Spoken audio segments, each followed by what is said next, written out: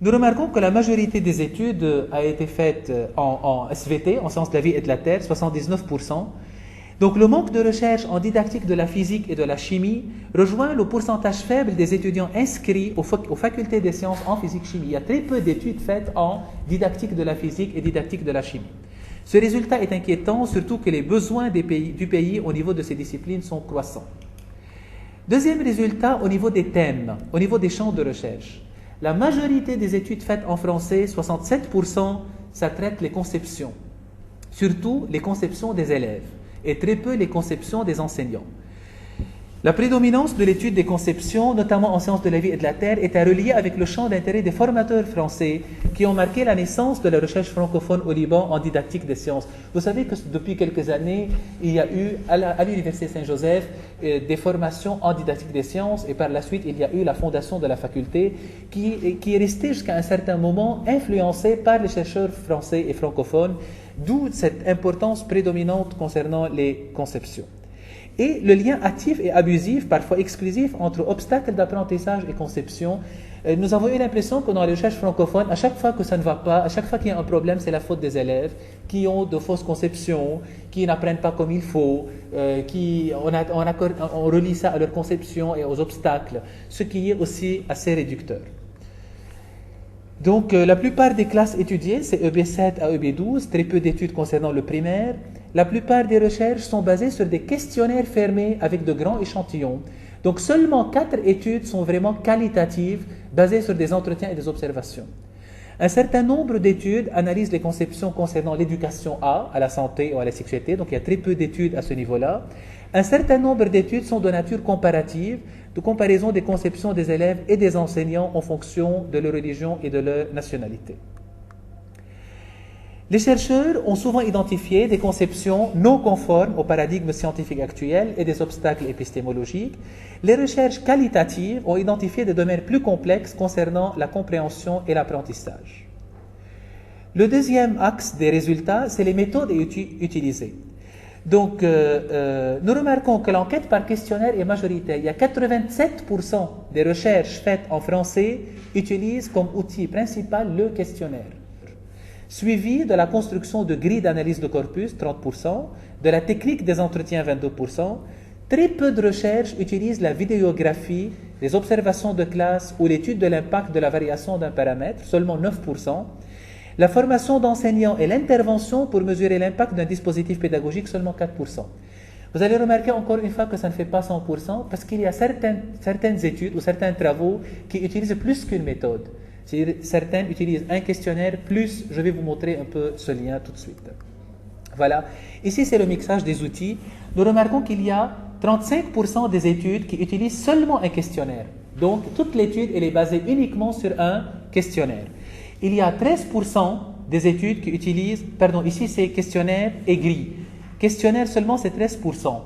À ce niveau-là, on peut voir que 9% utilisent questionnaire et variation d'un paramètre.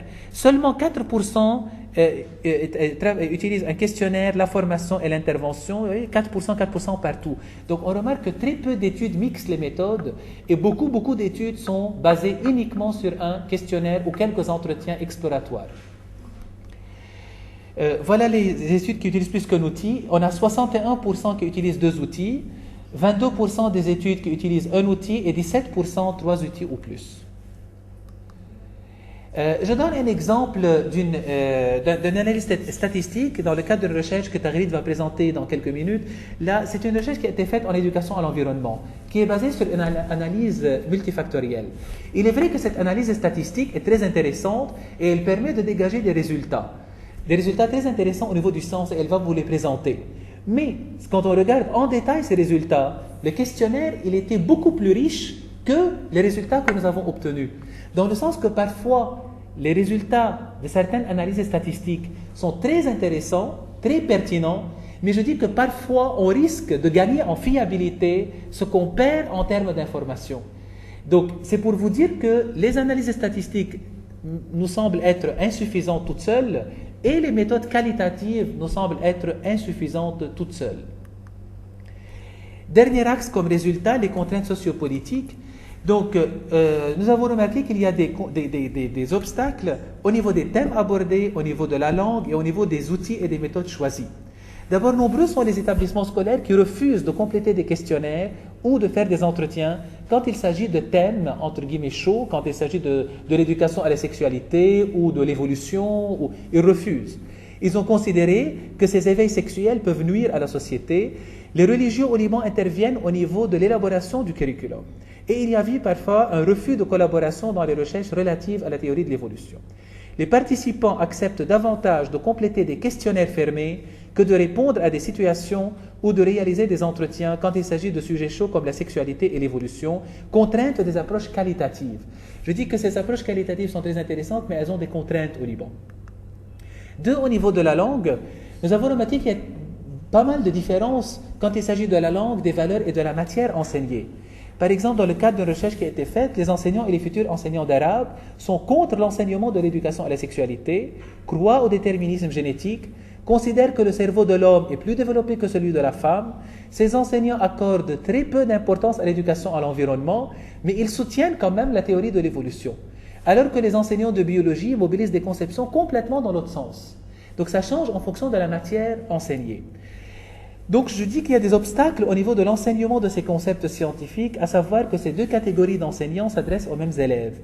Si la langue véhicule ces valeurs, comment éviter son influence lors de l'enseignement de ces concepts dans une autre langue? Je dis encore une fois que donc, les méthodes de recherche sont conditionnées par la langue. Et le dernier point, c'est au niveau des outils. Il y a donc des contraintes liées aux observations de classe. Beaucoup d'enseignants refusent qu'on filme leurs séances de cours. Beaucoup d'enseignants refusent des entretiens. Problème parfois de questionnaires mal ou peu complétés et les contraintes du face-à-face. Donc les recherches francophones faites au Liban en didactique des sciences, ainsi que les méthodes utilisées, sont une adaptation au contexte et permettent peu un changement profond par manque d'approche qualitative et mixte. Je dis que les chercheurs au Liban se disent, puisque les méthodes qualitatives sont très complexes, puisque les enseignants en classe refusent de répondre à ces demandes, faisons des méthodes quantitatives, faisons passer des questionnaires, ce qui est très réducteur par rapport au sens obtenu. Bon, ici c'est une répétition, je ne vais pas aller plus loin, je vais directement aller au débat. Je dis dans quelle mesure les contextes sociaux multiconfessionnels et multiculturels conditionnent-ils, d'après vous, donc les approches qualitatives? Et malgré le croisement des outils et des méthodes d'analyse, dans quelle mesure peut-on appliquer le paradigme de la complexité à la méthodologie de la recherche en didactique des sciences? Merci.